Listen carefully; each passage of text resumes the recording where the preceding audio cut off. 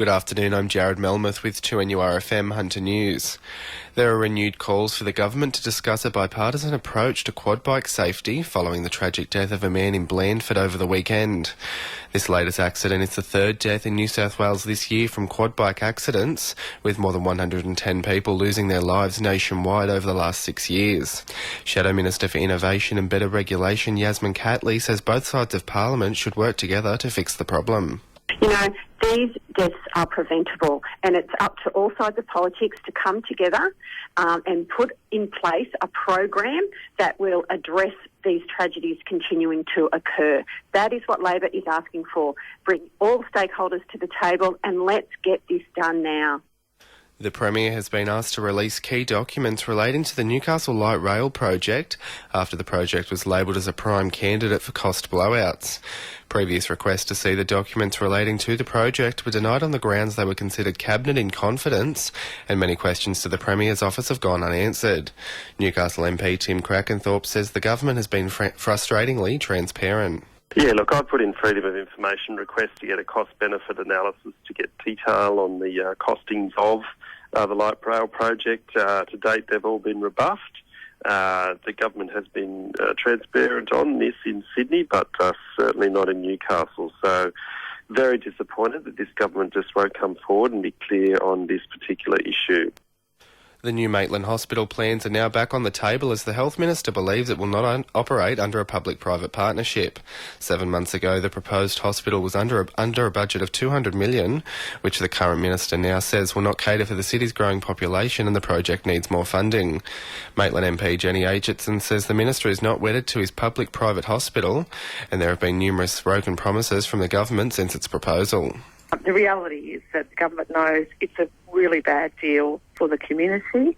It's a really bad deal for doctors and nurses. It's a really bad deal for all the ancillary staff in the hospital. We need a fully funded public hospital in Maitland. The government promised that back at the 2011 election. That's what they need to deliver. A proposal to build units on the Mayfield bowling green has left many residents up in arms. The Protectors of Danga Park group has formed in response to the proposal and claimed any development on the site could pave the way for development on Crown land sites across the state. Mayfield resident and bowling green regular John Hayes says the proposal could impact many residents' livelihoods. Nothing's black and white, everything's a very furry grey. But the consequence would be that if that went ahead, what is now Crown land, part of that Crown land would be lost to the enjoyment of the public forevermore because it would be then private land. Sport for our sponsor, PRD Nationwide East Maitland. The Hunters NBL competition returned on the weekend with a number of big results across the weekend. 2 penalties and a streaker marked the opening clash between Edgeworth and Broadmeadow Magic on Friday night, while Lambton Jaffers finished the first round on top of the table.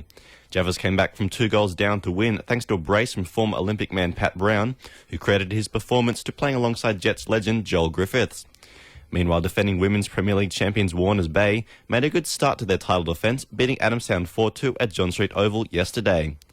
And the Stars aligned for the Newcastle Knights on Saturday as they defeated Jarrod Haynes' Gold Coast Titans 34-26. Nathan Ross and Peter Matautia crossed the white line on the way to the Knights' first win since April last year. Coach Nathan Brown and Captain Trent Hodkinson enjoyed a moment post-game after it was revealed the side's first graders weren't too sure on the words to the team's song.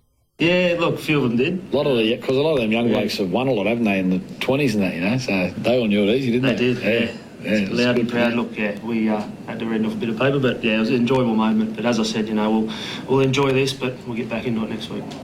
That's sport. I'm Tyler Fardell. 2NURFM news time is 12:10.